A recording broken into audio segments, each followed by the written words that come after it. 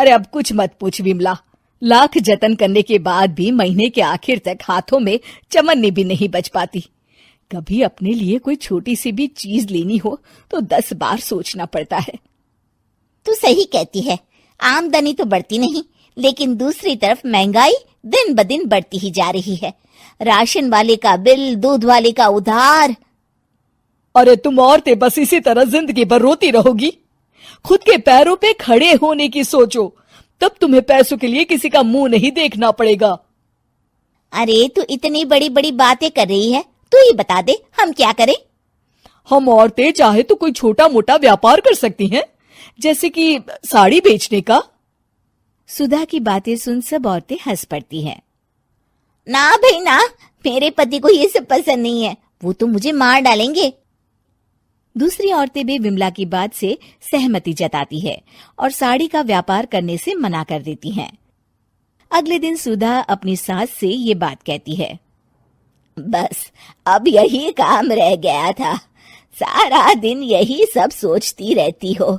अरे बढ़िया आई साड़ी बेचने वाली। तभी वहां सुधा का पति विवेक आता है। अपनी माँ की बात काटते हुए कहता है, अरे माँ, सुधा ठीक ही तो कह रही है। अगर ये साड़ियों का व्यापार करना चाहती है तो इसमें क्या गलत है। मुझे तो सुधा की बात पसंद आई। अरे मजाक है क्या व्यापार करना? अच्छे अच्छों की खटिया खड़ी हो जाती है। मैंने दुनिया देखी है। बेटा तुम लोग ज्यादा हवा में मत उड़ो, और फिर साड़ियाँ खरीदने के लिए पैसे कहाँ से लाएगा? तुम उसकी चिंता मत करो माँ, मैं देख लूंगा। अगले दिन विवेक अपने एक दोस्त से कुछ पैसे उधार लेकर साड़ी के कारखाने से बहुत सारी साड़ियाँ खरीद लाता है। ये लो सुधा, तुम्हारा ऑनलाइन अकाउंट बन गया है। अब लोग घर बैठे तुमसे साड़ियाँ खरीद सकते हैं। ये तो बहुत अच्छी बात है। हाँ, और इतना ही नहीं, मैंने इसमें सभी नई डिजाइन की साड़ियों की फोटो भी अपलोड कर दी है। अब बस तुम देखती जाओ। कुछ दिनों के बाद। नमस्ते, मुझे सुधा जी से मिलना है। ओहो, तू कौन है और मेरी बहू से तुझे क्या काम है? माँ जी, मैं सुधा जी से साड़ियाँ खरीदने आया हूँ। अरे बड़ा बेवकूफ है तू, इतना बड़ा मीना बाजार छोड़कर यहाँ साड़ी खरीदने आया है। तेरा ऊपर का कोई पेच ढीला है क्या? अरे माँ जी, आप नहीं जानती, आजकल ऑनलाइन का जमाना है, समय और पैसे दोनों की बचत होती है। तभी वहां सुधा आ जाती है। सुधा बिरजू को साड़ियाँ दिखाती है। क्या बात है सुधा बहन जी, आपके पास तो बहुत ही सुंदर सुंदर साड़ियाँ हैं। एक काम करिए, ये वाली दे दीजिए और ये वाली भी। छोड़िए, एक काम करिए, ये सभी ही दे दीजिए।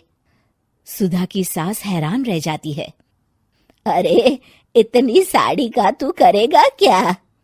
अरे माँ जी, मेरी बीवी पहनेगी। अरे कितनी बीवियां है तेरी?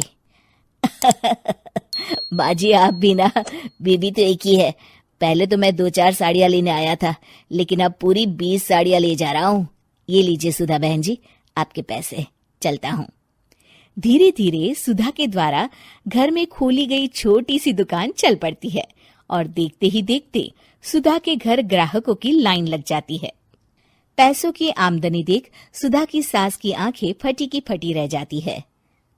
जा बहू, अब तू थोड़ा आराम कर ले, इन लोगों को मैं साड़ियाँ दिखा देती हूँ। माँ जी आप? अरे हाँ हाँ, अब जा भी। इस तरह सुधा की सास भी उसके कारोबार में हाथ बटाने लगती है। देखो सुधा, तुम्हारा व्यापार तो चल पड़ा। पिछले कुछ महीनों में इतनी कमाई हुई है कि तुम्हें यकीन नहीं होगा। सच? हाँ, और तुम्हें पता है माँ, दोस्त से लिया हुआ उधार भी चुकता करके अच्छे खासे पैसों की बचत भी हो गई है। सुधा की सास अपनी बहू और बेटी की कामयाबी पर बड़ा खुश होती है। बहू की तरक्की देख के मैं बहुत खुश हूँ बेटा। तूने साबित कर दिया कि अगर पति का सपोर्ट मिले तो पत्नी कुछ भी कर सकती है। जी माँ जी, आपने बिल्कुल सही कहा।